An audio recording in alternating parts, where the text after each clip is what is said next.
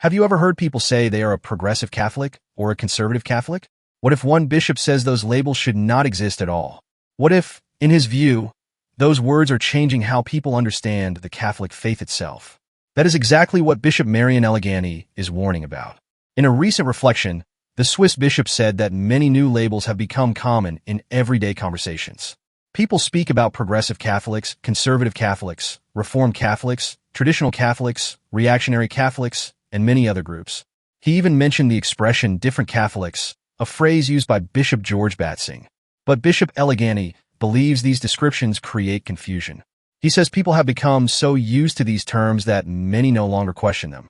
According to him, the Catholic faith is not something that can be divided into different versions. His main point is simple. You are either Catholic or you are not. He says there is no middle category. Because of this concern, Bishop Eleganti says a new movement has been launched. Its purpose is to help people rediscover what it truly means to be Catholic according to the faith of the Church. He explains that this definition does not come from personal opinions. It comes from the Church's Magisterium and from the Catechism of the Catholic Church. According to him, the Magisterium has the responsibility to interpret the faith faithfully. He also says that no individual or group can simply redefine Catholic teaching by saying, "We are the Church." For Bishop Eleganti, the faith handed down by the Church is the standard that identifies a Catholic.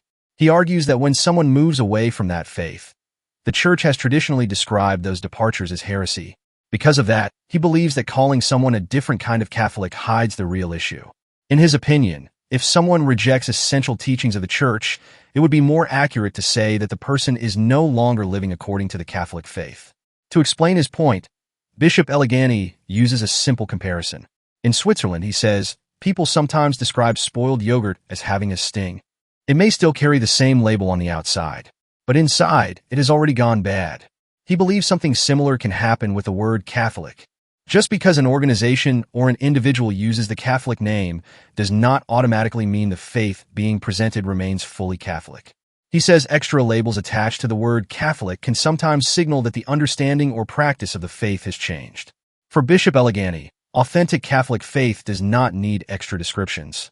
He points to the words of Jesus in the Gospel of Matthew. Let your yes be yes, and your no, no. He says the Church should remain clear and consistent. The bishop also stresses that there is no different Catholic faith from one country to another. The Church may celebrate different liturgical rites, but the faith itself remains the same. Whether in Germany, Africa, Asia, or anywhere else, he says the core beliefs are unchanged. He explains this through the idea of the deposit of faith. This means the faith entrusted to the Church by Christ and the apostles.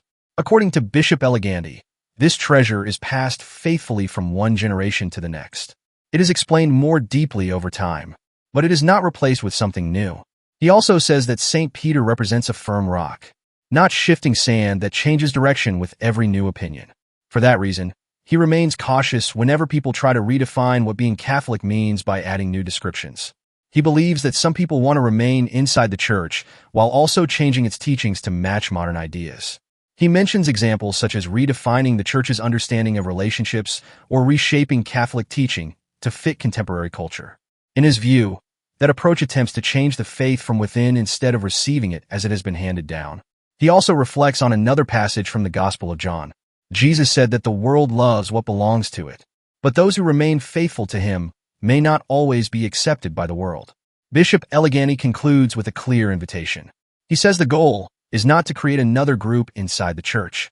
Instead, he wants to give a voice to Catholics who simply wish to be Catholic according to the faith of the Church. His final message is short, direct, and unmistakable. Either you are Catholic or you are not.